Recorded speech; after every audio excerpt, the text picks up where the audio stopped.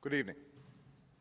Tonight, I can report to the American people and to the world that the United States has conducted an operation that killed Osama bin Laden, the leader of al-Qaeda, and a terrorist who's responsible for the murder of thousands of innocent men, women, and children. It was nearly 10 years ago that a bright September day was darkened by the worst attack on the American people in our history. The images of 9/11 are seared into our national memory. Hijacked planes cutting through a cloudless September sky, the Twin Towers collapsing to the ground, black smoke billowing up from the Pentagon, the wreckage of Flight 93 in Shanksville, Pennsylvania, where the actions of heroic citizens saved even more heartbreak and destruction. And yet we know that the worst images are those that were unseen to the world.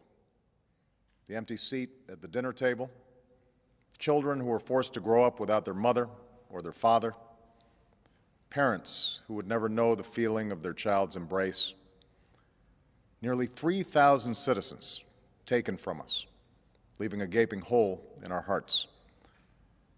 On September 11th, 2001, in our time of grief, the American people came together.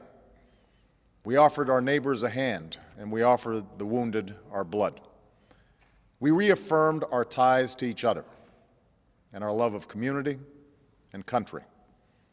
On that day, no matter where we came from, what God we prayed to, or what race or ethnicity we were united as one American family. We were also united in our resolve to protect our nation and to bring those who committed this vicious attack to justice.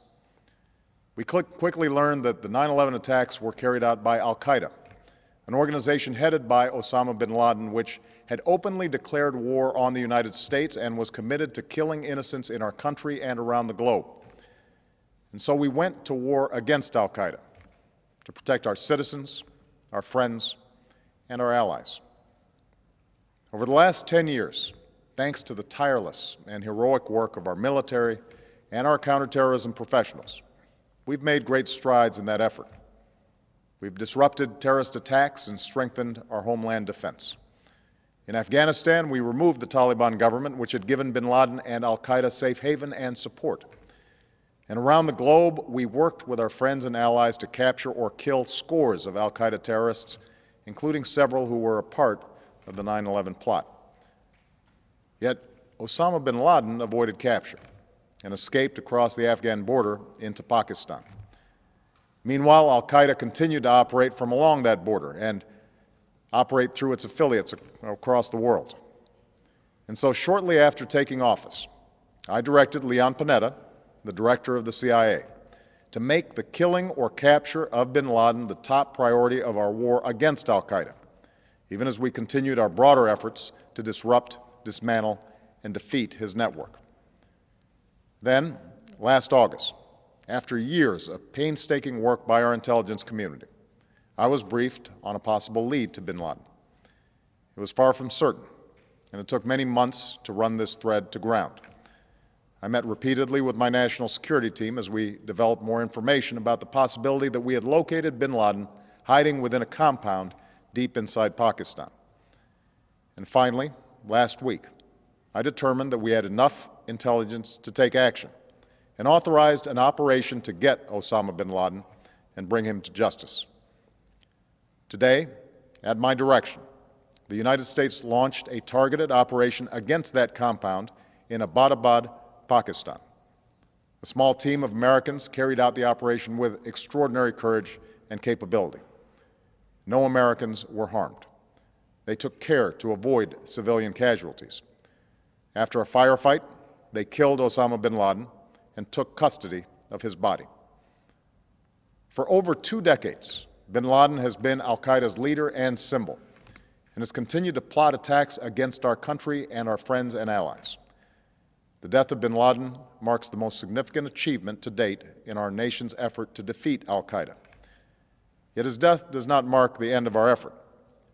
There is no doubt that al-Qaeda will continue to pursue attacks against us.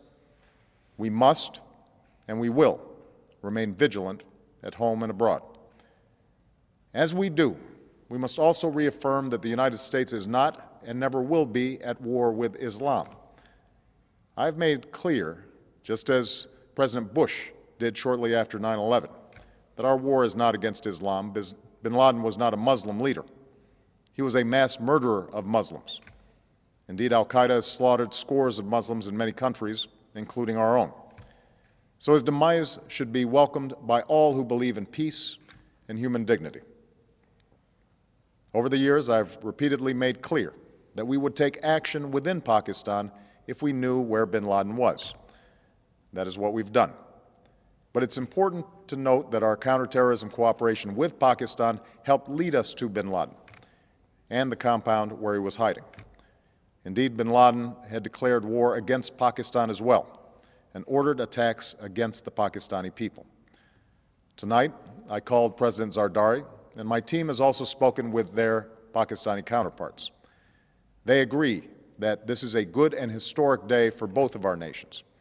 And going forward, it is essential that Pakistan continue to join us in the fight against al-Qaeda and its affiliates. The American people did not choose this fight. It came to our shores and started with the senseless slaughter of our citizens.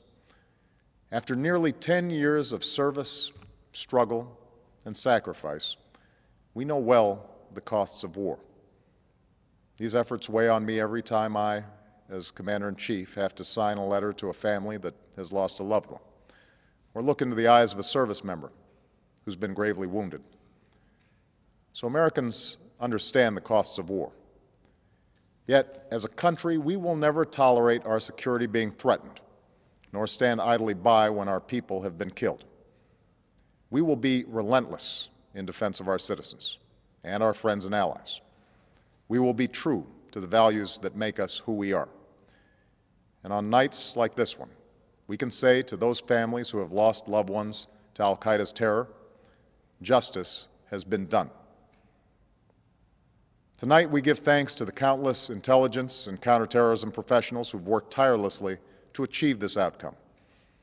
The American people do not see their work nor know their names, but tonight they feel the satisfaction of their work and the result of their pursuit of justice. We give thanks for the men who carried out this operation, for they exemplify the professionalism, patriotism, and unparalleled courage of those who serve our country. And they are part of a generation that has borne the heaviest share of the burden since that September day. Finally, let me say to the families who lost loved ones on 9/11 that we have never forgotten your loss, nor wavered in our commitment to see that we do whatever it takes to prevent another attack on our shores. And tonight, let us think back to the sense of unity that prevailed on 9/11. I know that it has at times frayed, yet today's achievement is a testament to the greatness of our country and the determination of the American people. The cause of securing our country is not complete, but tonight we are once again reminded that America can do whatever we set our mind to. That is the story of our history. Whether it's the pursuit of prosperity for our people or the struggle for equality for all our citizens, our commitment to stand up for our values abroad, and our sacrifices to make the world a safer place. Let us remember that we can do these things not just because of wealth or power, but because of who we are. One nation, under God, indivisible, with liberty and justice for all. Thank you. May God bless you, and may God bless the United States of America.